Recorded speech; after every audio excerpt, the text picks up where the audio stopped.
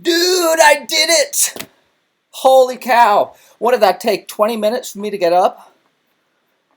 My bad. Sorry about that, guys. So anyway, I'm here now. It looks like it's working. Let's try and get caught up. Oh, okay. I am not obviously very good at doing the computer stuff, which is why I normally stick to the videos, just because that is when I get time to plan and to do it. Hold on, I'm gonna just adjust some things here real quick. I'll reach out to you guys. My computer is... Oh.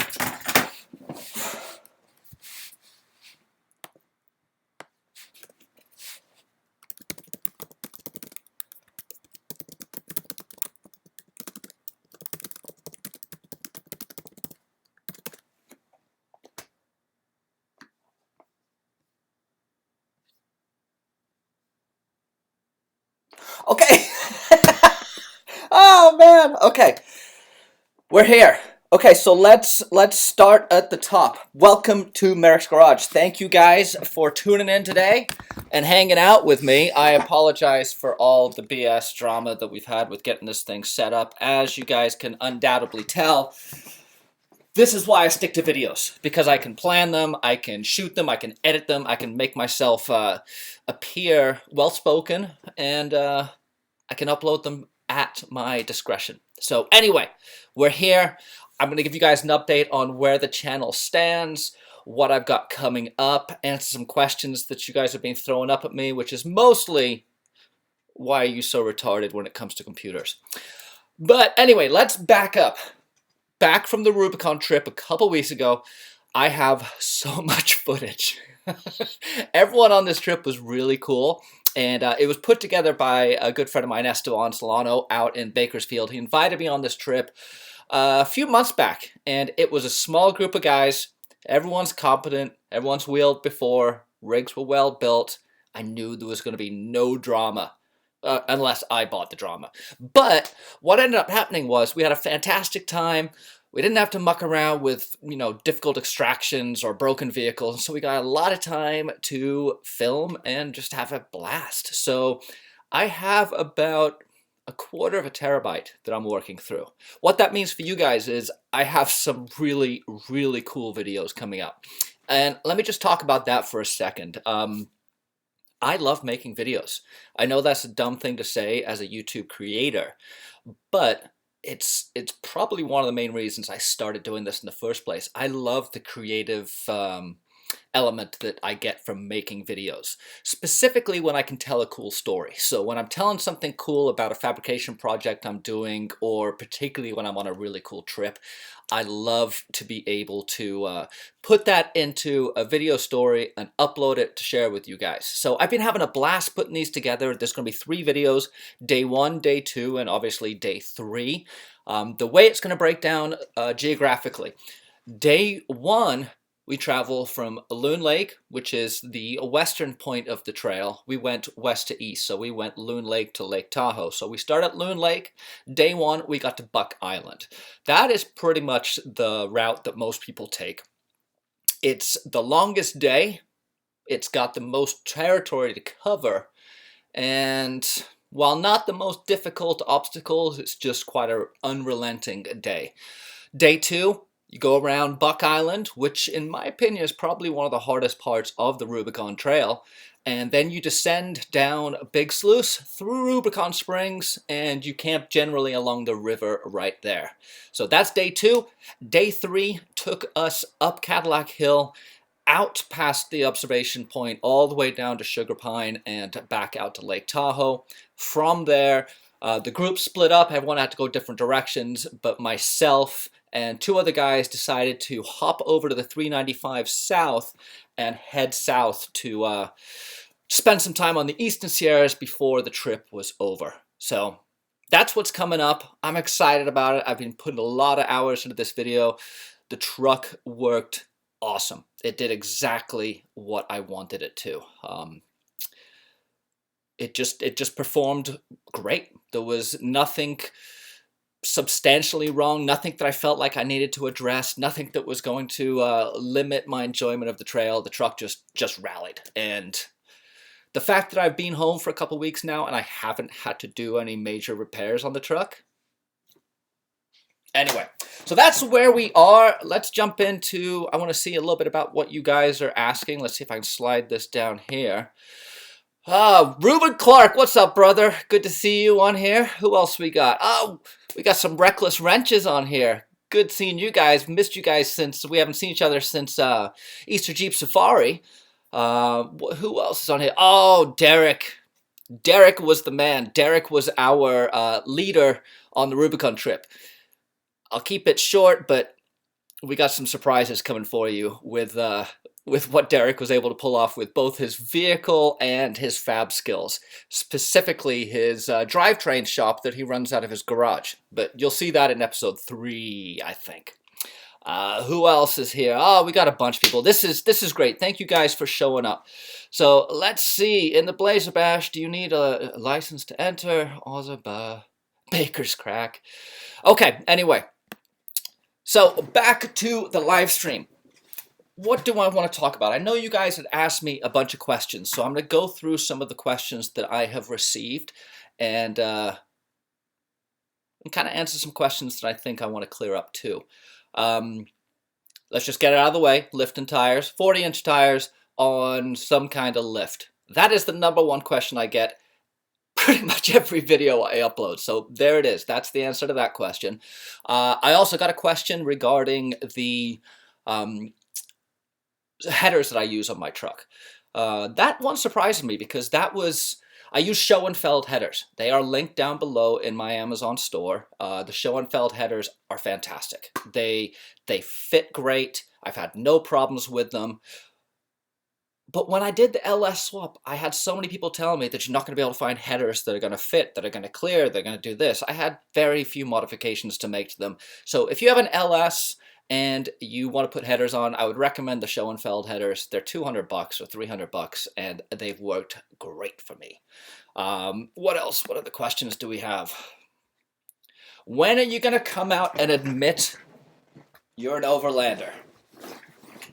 I am an overlander. I was having this discussion this week with a good friend of mine, and I think we need to take the name Overlander back. What I just did with the Rubicon trip was overlanding. Packed everything into the truck, set out from my house with everything that I was going to need. No more store runs. Apart from getting gas, I was fully self-sufficient and ready to live in my truck for a week. That is overlanding to me. It's not meeting in a Starbucks parking lot and talking about your latest ARB fridge or awning. Overlanding is picking a destination, taking your time getting there, and being completely self-sufficient, both on and off the road. And so that's what we did. And so yes, I am an overlander, through and through. Next question. Just had to mod your steering. Yes, I did have to do that. What's up with the Suburban? Oh, buddy. That takes me to a bigger question. What is up with the channel? The channel has exploded in viewers and subscribers, and I thank you guys for that. It's definitely been an awesome, awesome ride, and I continue to enjoy it and look forward to engaging with you guys every day. The challenge I'm running into is I've kind of run out of things that I can do in my garage. My neighbors are all over me. So I am actively looking for shop space where I can take my builds to the next level. The Suburban is waiting on that. When I get shop space, I have the build already dialed. I have the idea of what I'm going to do. I just need to carve out the time, carve out the space, and then carve out the funds. So that is what's going on with the Suburban. I really can't wait to work on that thing. It's just got so much potential, and learning what I have learned from doing all of the conversion and frame build and links on my Blazer has kind of given me a really good idea of where I want to go and how I want to do the Suburban. So I think I've landed on linking it. I know that's kind of surprising considering that leaves are so reliable and so bomber. But after spending time on the road and on the trail with my linked blazer, it just rides so well. So I'm going to be doing a more moderate 4-link, I think, on the Suburban. I've got to talk to ORD about that, but that is where my head's at with the Suburban build. Is the Vulcan still doing well? Yeah, dude, the Vulcan welder is doing fantastic. I can't say enough good things about that welder. I was very reticent to pick it up. I was a little concerned that it was just going to be a big paperweight. My experience with Harbor Freight historically has been that that's the place you go for disposable tools.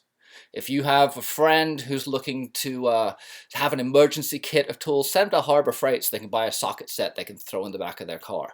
For anyone who's using them professionally or on a day-to-day basis or in a wheeling capacity, something like that, I've always recommended you stay away from those things.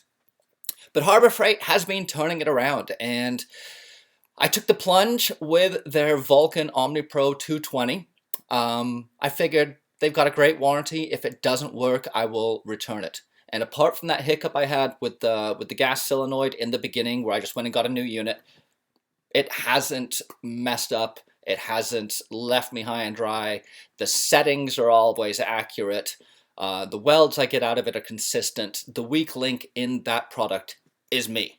So thumbs up for the Vulcan welder. I highly recommend it. And the price they have that thing at, you can't really beat it. I mean, if I would have been in the market, or if that product would have been available when I bought my 110 Hobart, I definitely would have considered it, because for about $300 more than the Hobart, you get MIG, TIG, stick, 110, flux core, 220. Yeah, really solid. I'm very happy with that purchase. Okay, what else we got? What's the difference between your blazer and the off-road design blazer? Did you see my video that I did with Watson at the... Where were we? That was the Easter Jeep Safari. At the Easter Jeep Safari, I did a big walk around. So first and foremost, the K30 is the ORD truck is a K30. It was never a Blazer, so it does have a different frame. They're also running triple bypasses. They have a much better driver, and they've got an LS Corvette motor in it. And what else? Aluminum links. Slightly different geometry, but nothing tremendous. And a much better driver and fabricator in Stephen Watson than the K30 Blazer got stuck with. Are you going to try and do UA 2020?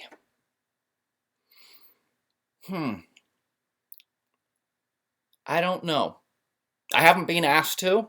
I'm not really inclined to submit an application. I love what they're doing. I love what they're doing. It is an absolutely amazing trip. They put on some fantastic wheeling trips. They really get out there and get after it. And they push the limits. That said, I had this conversation with the guys on the Rubicon trip. I don't see any need to kill myself with pace anymore. I've done that. I want to get to a place I'm going. I want to explore that area. I want to take my time. So the whole covering 6,000 miles in a week seems kind of exhausting. And also going to the desert in July doesn't seem that appetizing. But if they asked me, would I say no? Most likely not. It's a chance to wheel my truck with a bunch of cool people that I've met and like, and to meet a bunch of other people, and most likely go to some place that I've never wheeled before. So how's that for not answering your question? Okay, come get your 205. Ruben Clark is just blowing up my chat here. Okay, what else we got? Someone wants me to come to the East Coast. Any recommendations from upgrading from 12-bolt axles? 6-lug. This is from Jack Funderburg. Good question, Jack. I guess the first question I'd come at you with is why? Are you pushing size? Are you rock bouncing? If you're not doing anything crazy, if you're staying below a 40 or a 38 or 37, come to think of it, your 12 bolts are going to be fine. In fact, I've got buddies who beat the snot out of 12 bolts for years. Now, if you're talking about the 14-bolt semi-float, that comes in a 6-lug. That is a incredibly strong axle. Main difference, it's just not full floating, so it's got a little bit more complexity to it than the 14 bolt full float 1-ton axle. And then the 12 bolt front, once again, great axle. I don't know the spline count and on the main and the stub, but I think they've got to be higher than the 10 bolts. So if you have a 12 bolt axle right now and you have 6 lugs, I don't know if I'd recommend going to 1-tons unless you are going to be getting into the heavy. What else have we got here? I went with a late model X6 6-bolt, much stronger than good stuff. Man, I got a lot of stuff to come out here. I'm trying to fix this. Yes. Okay. So no new questions coming in. So let's talk about what I've got coming up with the channel.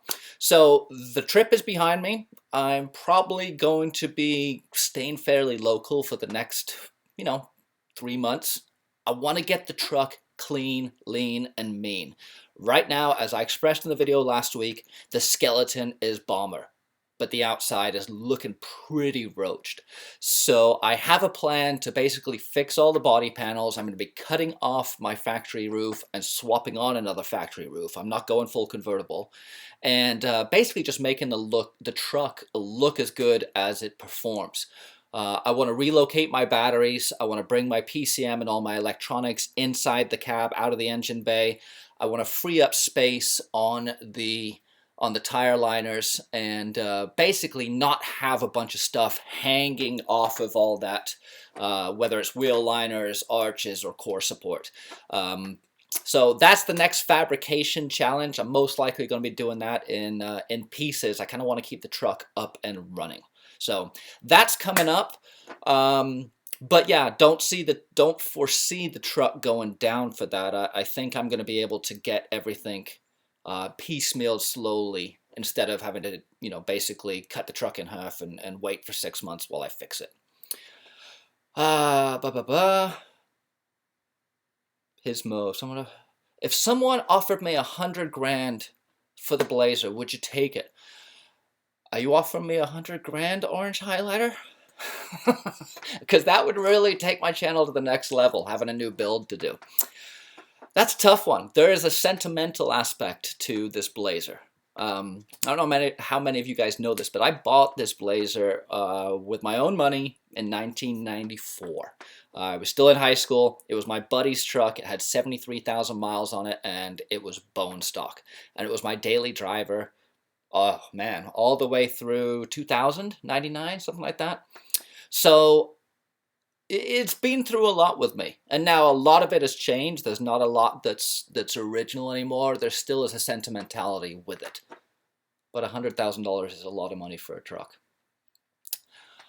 If I was to start again, would you bother going through leaf springs? Would you go straight to 4-link?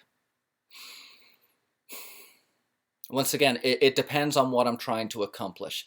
If I was building the truck that I'm if I was on the path that I'm on now, for sure, 100%. When I did the build in the beginning, it wasn't really in my wheelhouse. It wasn't in my... I didn't have the skill to do it. I couldn't even comprehend doing it. So would I start off the way I just did? Yeah. But knowing what I know now and having the skills I have now, skills, that's a relative term. Yeah, I'd probably go straight to 4-link, which is why I'm going to 4-link the Suburban.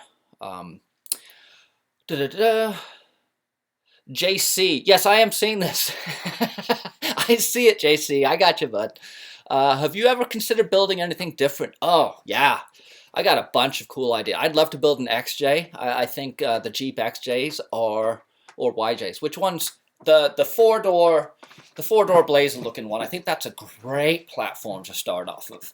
I've seen some really, really cool examples. Shout out to Chad from the Easter Jeep Safari with his red Cherokee. That was the one that got me excited, and I think he's got some stuff up his sleeve, stuff he's fixing on that thing. But yeah, I think an XJ would be cool. I want something that I can carry a bunch of stuff in, and something that's, not just another Jeep on the trail.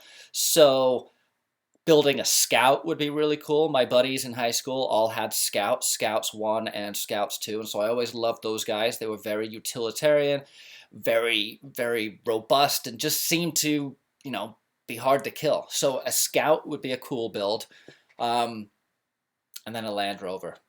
Being English, I've got to say Land Rover. And I think, I can't remember which one it is exactly, which one is the pickup truck. I think they made a 4-door short bed. That would be a fun build.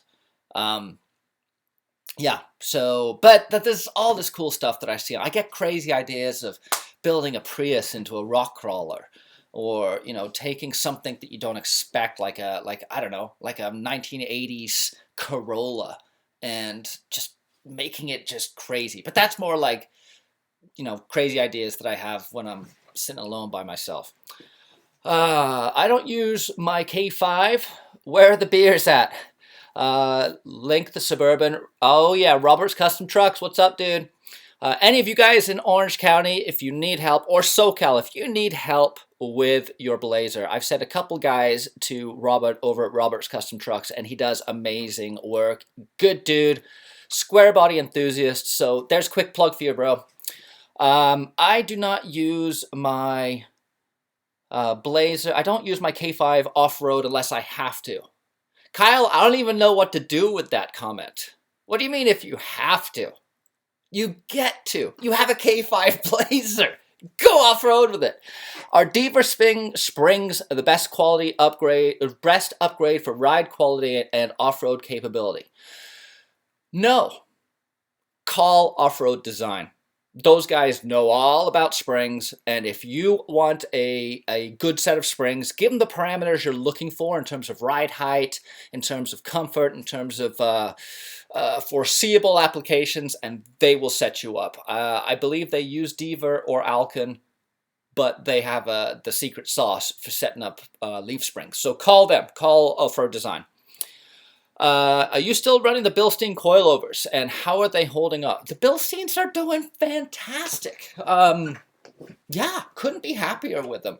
Now, they still need to be tuned. I haven't done any valving. All I've done basically is calculated my springs, which was using my math, and I also have set my preload and my spring stops.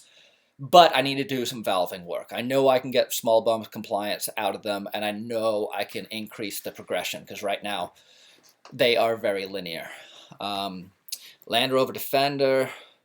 Oh, duh. It's not Robert's Custom Trucks. It's Jake. My bad. Anyway, thumbs up for Jake.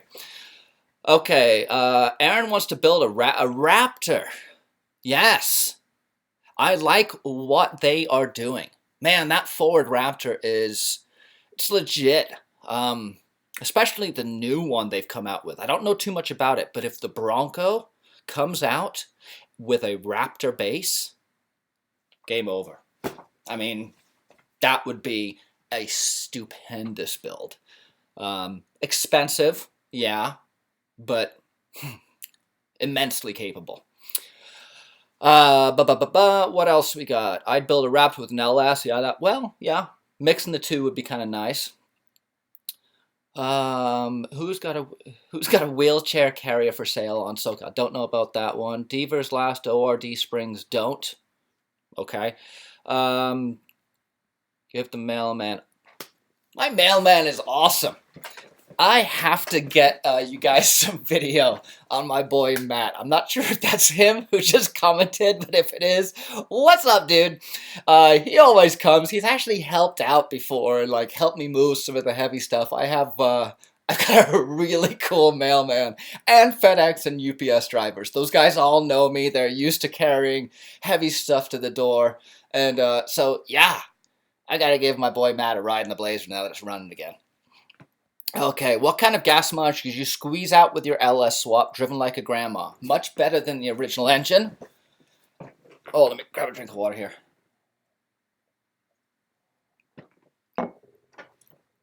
Yes, 100%. In fact, I've got the 350 TBI in the Suburban, and I've got the LQ9 in the Blazer.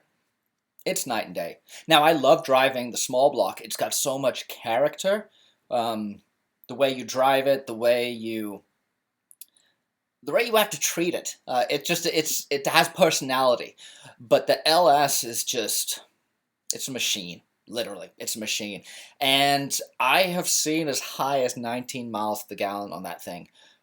Driving up to Mammoth one year, really cold, so good atmospheric conditions for getting good gas mileage. I drove up the 395 with my entire family in the truck and averaged 18 miles to the gallon with 40-inch tires, 1-ton axles, you name it. So definitely, it is an upgrade. My average around town mileage is 10 to 12 as opposed to 8 to 10 with the small block. Out on the freeway, 14 to 16, and then I bump up higher. So don't look at the LS to be a tremendous upgrade in efficiency. It's not going to pay for itself in gas savings or anything like that, but there's many other areas we can talk about that definitely it does improve upon. Why did you choose Bilstein over Fox?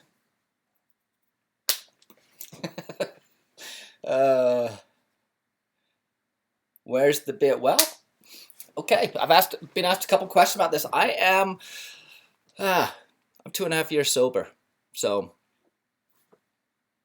that's James getting really personal here, but the beers used to be a big part of of Merrick's Garage, and I look back at some of those episodes, and yeah, you can tell. So 2.5 years sober. It's not for everyone, but it was time for me, and I have plenty of other fun in other ways now.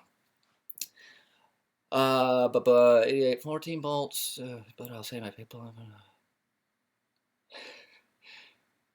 I have not found a 12 valve yet. Keep your guys' eyes open. That is what I'm looking for, is a 12 valve Cummins P pump. I'm also going to be going with the Dana 60, the Super Duty 60, so the Super 60 out of a Ford Super Duty. Driver side, I mean, it'll be a driver side drop, but I want the radius arms so I can just bolt that thing right in, put the rear links in, and just have a bomber setup. 6BT the Burb, yep, for sure. What else? Oh, you guys are great. Thank you. Yeah. Sobriety was a personal decision made for me by my family that I regrettably, or not regrettably, that I thank them for. But anyway, we can go into that later. Okay. What else we got here? Let me see. Yeah, I'm trying to rack through all this stuff. You guys have been fantastic. Ooh, what mods? What has been one of my favorite modifications? Okay, I'm going to take out, we're not going to include links, we're not going to include the LS swap. Favorite modification. Hydraulic assist. Hydraulic assist is great. It takes a little bit of time to get it dialed in, but when you have it dialed in, it's how steering should be. I talk to a lot of guys with square bodies who are having steering problems, whether it's just that loose, cruise ship feel, whether it's the death wobble, whether it's just a vague feeling in the steering wheel, or just the fear they're going to crash into something. Square body steering has never been all that great. The hydraulic assist going to a high steer. Yeah, so high steer is tie rod, drag link, crossover is, or other way around. Anyway, I can't run crossover anymore. I can run high steer. I can't run, my tie rod has to go down on my knuckles. But getting rid of all the mess that GM puts on their factory steering was a big game changer. And also adding the hydraulic assist, where you port your box, you add a ram, increase the fluid in there, add a cooler, makes a big difference. The steering is not under as much strain. All of the individual components aren't under as much strain anymore. And so your steering is very predictable. It's super capable, and heck, you can move rocks out of your way with your wheels. So I highly recommend that being high on your list. Sorry, I'm going to plug in my computery here. Running out of batteries. Okay. Prius. Have I seen the newest Blazers coming out? They came out with a new Blazer? I haven't seen that. I did see some bastardized version of an Enclave that they stuck what looked to be a Blazer emblem on, but I haven't seen any new Blazers. So when they come out with one, I'll be the first in line. You still around today?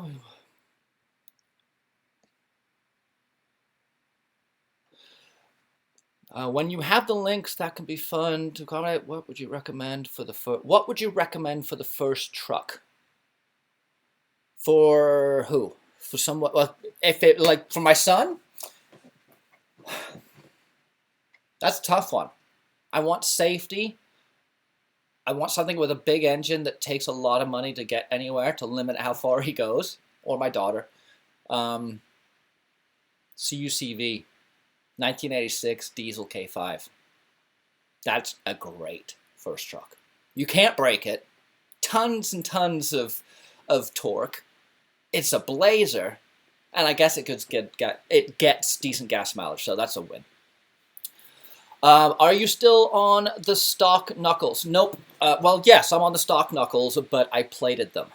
So I did the whole DIY 4x plating kit. Actually, Nocturnal Welding did those for me. Shout out to Elijah at Nocturnal Welding. Plated the heck out of those things, and they are never going to fail. They're bomber. Okay, what else we got? Super Duty or Kingpin? I'm personally getting tired of, this is Dirt Road Boys, what's up guys?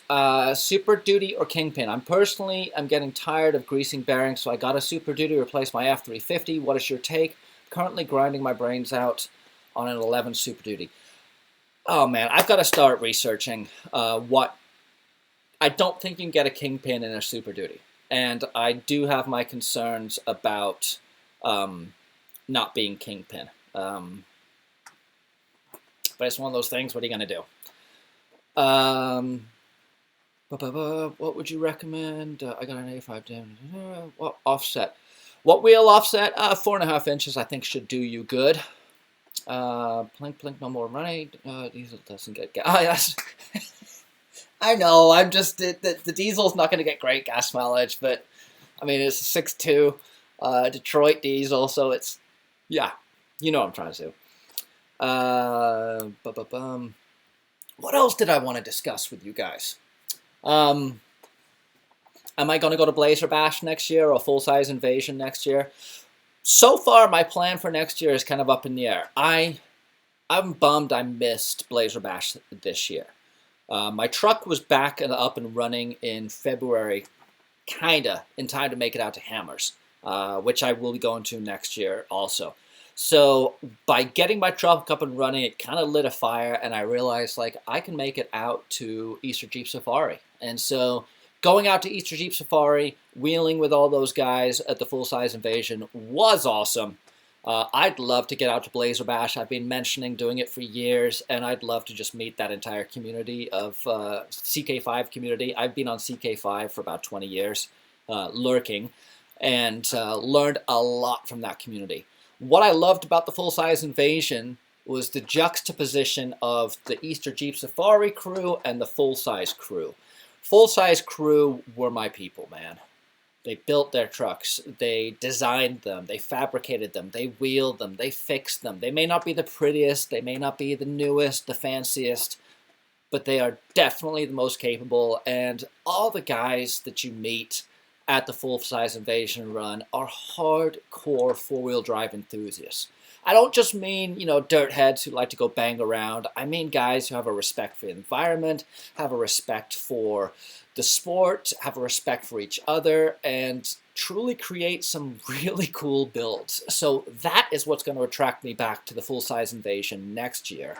But Blazer Bash, yeah, I really want to do Blazer Bash. I also want to get up to the Sierra some more and check out Fordyce, check out Doozy Ursham, and see what else there is up there. I'm blessed to live in California. I know I get a lot of hate about this state from people, but it's from people who don't really know the variety that's available here. Amazing land. Heck, we have Lake Tahoe, Yosemite. We've got Pismo and Glamis. We've got Central Valley. We've got King of the Hammers. We've got the Redwoods. California rules. Love this state. Okay. What else? Where are we? Let me answer some more questions. When are we going to see more Suburban videos? I'm building one similar. I know. Man, this is... The channel has outpaced my funds. Let's just put it that way. I am sponsored by quite a few. Milwaukee sponsors me. Steel It sponsors me. Bilstein sponsored me. Off-Road Design sponsors me.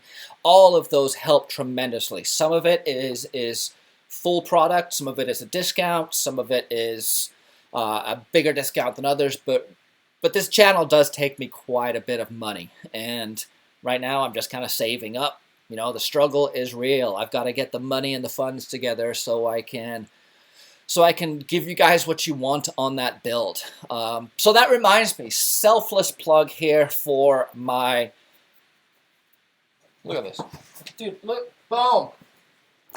MerricksGarage.com. Stickers, shirts, hats, swag, and all that stuff goes straight back into the channel. I use it to buy parts. I use it to pay hosting services and buy more GoPros and whatever. And then the Amazon store too. I know I bang on this one a lot, but the Amazon store down below is going to have a ton of links to products that I use, tools I use, things I like, and I get a little kickback on everything you guys buy. So I'm not a big fan of the Patreon and all that crap. I kind of feel like I owe it to you guys to bring you guys value and for you guys to figure out what that value is worth. And I have been very pleased with the response I've got without doing any of the gimme money type things. So roundabout way of saying I'm saving up to work on the Suburban. What's my day job?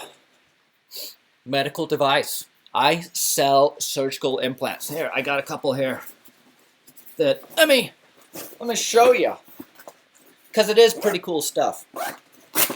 I sell, hold on, it's going to be worth it.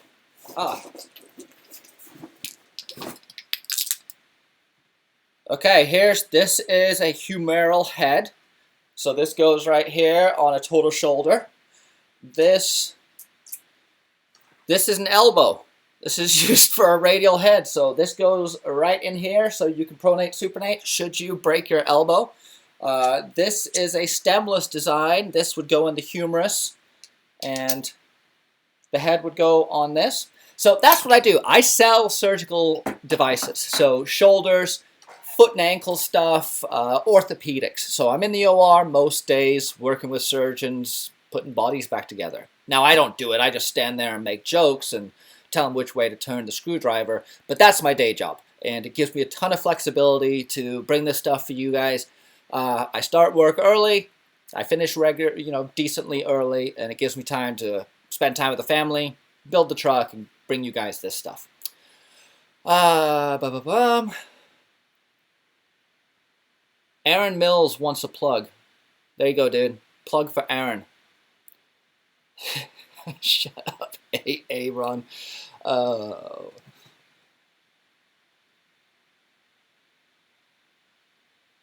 Francisco Rowe, what's up, buddy, from Mexico? Let's see, where are you going to be doing more? Oh, jeez. I think my super chat has kind of gotten out of hand. I don't really know what's going on in there anymore. So what else do I want to talk about?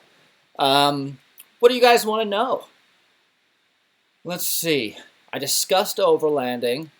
I discussed my objective with the build. I also answered a bunch of questions. What do you guys want to know? Hit me though. Let me see.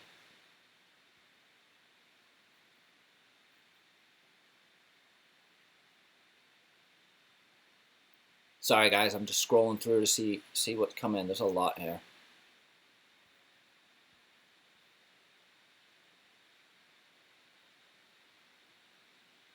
Okay, cool. Yeah, well, so I'm glad to catch you guys up. thank you guys for coming in and tuning in here. I'll keep answering questions and checking in here on the side to see if anything new comes in. But I just wanted to kind of phone this one in today. I thought about putting a video together, but it would have been kind of last minute, and it wouldn't be my best work. And I try to give you guys the best work I can. The doing a video a week is pretty gnarly, but that's the YouTube game. That's unfortunately kind of what they look for, is consistent and high frequency. So I try and keep it interesting. As you guys can tell, I don't have a problem talking. That is one of my skills, so that works nicely. But yeah, I haven't been able to do a bunch of stuff on the Blazer because I've been just working on the videos for the Rubicon. So that is where we are with that.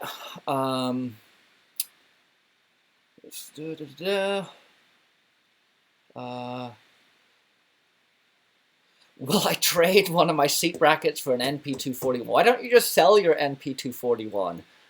That's a great transfer case. Sell the NP241, and then you could buy my brackets. What size tire do you think is optimal for off-roading and daily driver use? 40s, or maybe even bigger, like 54s. You can never be too small. No, but in all seriousness, the power that these trucks have now with LS swaps and just one-ton axles, they're bomber. Run 40s. They work so well off-road. So well. And they're fine to drive daily. Are you going to sell the trailer once the burb is done? Heck no, the trailer... Well, that's actually a good question, because I've got some ideas about how I want to do this. But that military trailer I have, the M1101A3, is awesome. Go anywhere, do anything. It is really cool in the fact that I can just hook the Blazer up to it and throw my family in the truck and literally live out of that truck for a week or more. We've done some long-term camping in it, and everyone loves it because of the rooftop tent, and those military trailers are so bomber. I love them. But I do have a plan to get a flatbed trailer for the Blazer eventually. That brings me to another point. Drive it versus tow it. Not taking anything away from those guys that do go and tow their trucks to the trailer. This is where I would edit, and you would never know that I just messed up. But this is live. So I have no problem with guys trailering their rigs. It's different than what I want to do at this point. I get a lot of satisfaction out of the adventure, out of the journey. The destination is cool. I mean, I'm not going to lie, going up to the Rubicon is fantastic. But one of my best times of going to Utah was the road trip out there. Just exploring, feeling like you're on an adventure. It has started the moment that you pull out of your driveway. And you're taking this truck that you built, that you repaired, that you know, and you're putting your trust in it to get you back home again. And you get out of it what you put into it. And I've had some bad situations, and I've had some great situations. So I really will continue to endeavor to drive the truck to the trail as much as I can. Now, if I'm going to be taking the family somewhere and I can still bring the truck, that's going to be perfect. But if I just want to get out and have an adventure, heck, I can drive to Big Bear and have a blast and do it all in the truck. Now, I do want to put doors back on the truck for the winter, and having AC during the summer when I'm on these road trips and it's 104 and I'm driving for 8 hours, that'd be really nice to have some AC. But I did see something cool in Derek's creepy crawler that you guys will see coming up in the Rubicon videos. He has some misters. He uses misters for cooling through the radiator and misters for personal cooling that spray into the cabin. I thought that was genius. So maybe I'll just go that direction.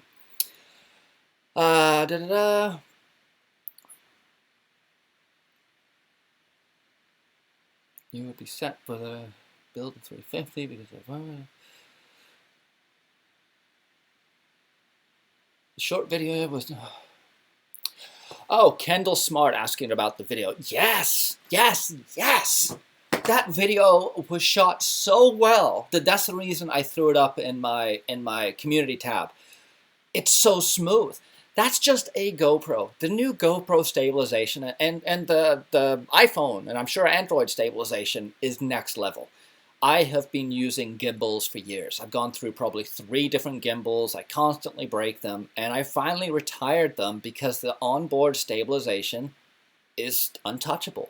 I shoot in high resolution so I can crop it down. I shoot in, not high frame rate so it looks better. But that was Derek's son just wandering next to my truck, holding the GoPro on right here. He was holding this guy, just walking along.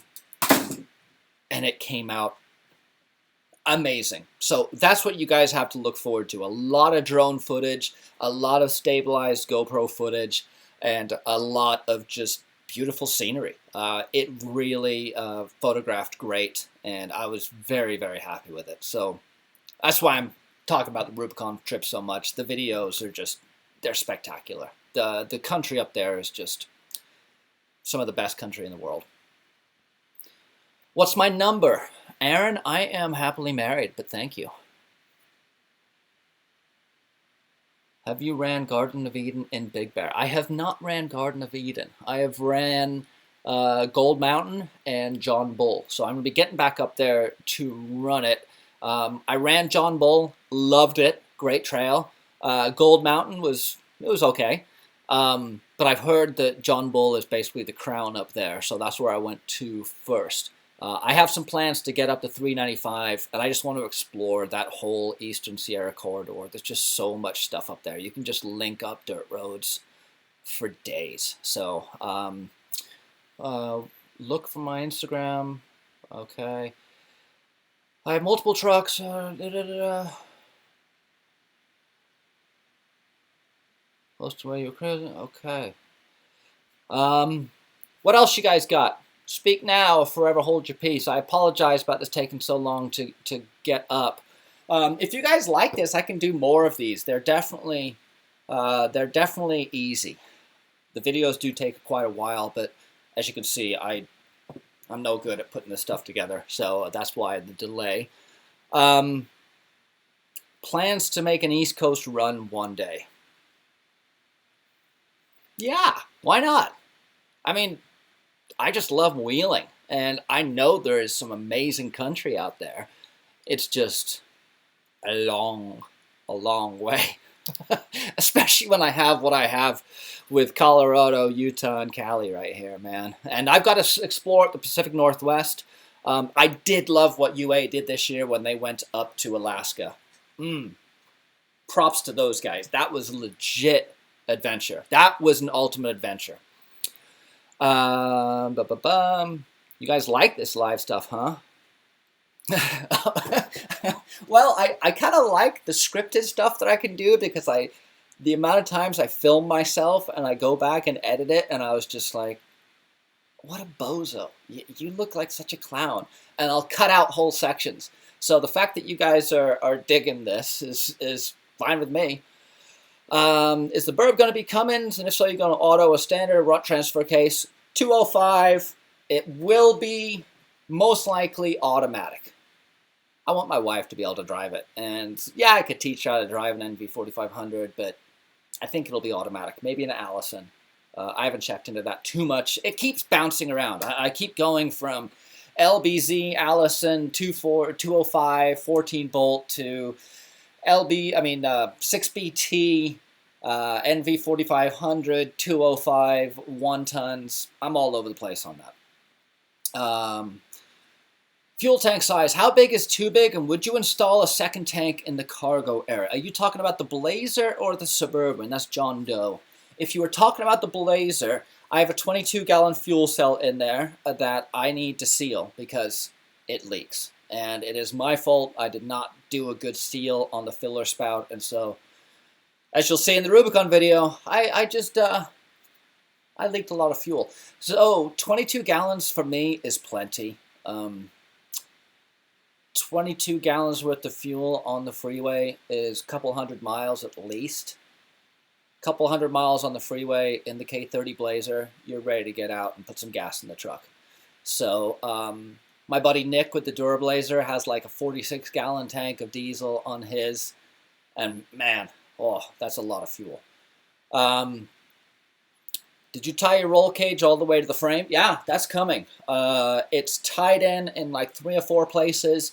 It's going to be tied in all the way around. And also the front cage off the frame, the shock hoops and the tie-ins, that's all going to get tied into the roll cage too. I'm moving the radiator off of the core support and down onto a tray that I'm going to fabricate that will be bolted to the shock hoop or welded to the shock hoops. Also, the tire carrier that I put on the back is going to get welded onto the cage so it's not supported by the body. Like I talked about earlier, I want the body purely for aesthetics. I don't need it to be carrying any load. I don't need to be mounting things off it. It's just there to look good. John Doe was talking about the Blazer. So no, what my plan is with the Blazer is I just carry a 5-gallon fuel cell. I mean a fuel can. I may get some more capacity if I'm doing the longer trips. Rubicon I got through just fine with what I had. Didn't need more than that. I didn't even have to use my spare gas. So 22 gallons has done me fine. I had the 25-gallon tank before. That was fine too. And I've got the 34-gallon tank in the Suburban, which is a lot of fuel. When are you gonna jump it? When I get the suspension dialed and I stop rolling it. Oh man, what a bonehead I am, dude. Can you guys believe that I've rolled this truck 2 times now? Yeah, so I would love to jump the truck. In fact, when we were in Moab and we did Behind the Rocks, I was trying to jump it when I decided to turn out of my jump and subsequently rolled it. So my driving has to catch up with my fabricating because right now, I can't drive that well, as you guys have seen in multiple videos. But I didn't bash it up on the Rubicon, which is a plus. Yeah, jump my truck and end up with a broken diff like Chris. Well, I'll just leave that one alone. How about that, Reckless Wrench? Chris has fixed all that mess now. He actually has a truss on there, and I think it's triangulated even. And no more breaking pinions, I hope, for him. Who is your favorite person to wheel with? Great question. Probably my kids. It's really, really a blessing to take my kids four-wheeling. They may not love it like I do yet, but getting out there with them and watching them rise to meet the challenges of the environment, whether that's sleeping on the ground, whether that's eating the same food every day, whether that's crawling under the truck with dad, it's really cool to see them kind of mature and rise to the challenge. They love it. It's what kids are meant to do. Go camping and play with trucks. So I love wheeling with my kids. But then again, I've had a blast with pretty much everyone I've wheeled with. There's always going to be a couple of, boneheads in the group, but sometimes the boneheads are fairly good entertainment. With your experience, do you recommend getting into YouTube? Yeah, sure. I mean, you need to get into it with the understanding of it's not the constant free stuff that people think it is. It's a lot of work. There are much cheaper ways to build your truck than trying to get free stuff through a YouTube channel. I spend a lot of my time promoting the channel, marketing the channel, showcasing it, emailing companies, and that's kind of the name of the game to keep this thing afloat. I have going for me the fact that I love to make videos, so that's something I look forward to doing. If you are looking to start a channel, I say go for it. It's so easy now. It's so available to everyone. Just recognize that it is a lot of work with a lot of perks. What color is going to be the new wrap? I think I'm going blue. I think I'm going. I've been bouncing back and forth. The Digicam block is kind of played out. It's thrashed, and I got tired of everyone saying Minecraft. So I'm ditching the square digital camo, and I'm going back to a more traditional camo. And I think I'm gonna do like a dark blue and some. I don't know. That's kind of what I'm kicking around. My kids and wife want the truck to be blue. They've asked repeatedly. So whether it's going to be an accessory color or whether I'm going to try and bring out the blue in it on the body, I think the wrap's going to have some blue in it too. Still most likely going to be camo because the camo just hides all the imperfections on the body that you would see otherwise. Are they going to learn to drive my truck? Heck yeah. I can't wait till I teach them how to drive it. It's not going to be much like driving a regular car because it doesn't drive like a regular car. But that was one cool thing to be on the trip with Derek and his son. His son is 18 years old and was a better four-wheeler than I was. So I know Derek's been teaching his kids for a long time. Derek is one of the guys who was on the Rubicon trip with me. You'll see him in the later videos. He's got the S15 Jimmy that has the LS swap. And he's got a K5 Blaze that doesn't look like a Blazer anymore. And great guy. And yeah, his kids are with him and they wheel the truck and do everything. It's awesome. So yes, my kids are going to learn how to drive it. Oh, good. John Doe coming through again. You think it's worth shaving the bottom of the Corporate 14 bolt for the clearance it offers? Yes. Yes. I've been able to watch the videos that I'm producing for you guys right now hundreds of times. And there's several instances where my buddy Esteban, who ran it in his full-size 2500 HD Chevy, he has a 14 bolt in the back that did not appear to be shaved, and there are some sections where I cruised right over and he hung up on. And I know it was because I cut off that lip. Yes, I have larger tires, but I could see that we're still bottoming out on the same rock. I didn't do the full cut that a lot of guys do. I just thought that was unnecessary for what I'm doing. But shaving off that lip and making sure that the bottom of my 14 bolt was smooth made a ton of difference. I didn't feel it drag one time.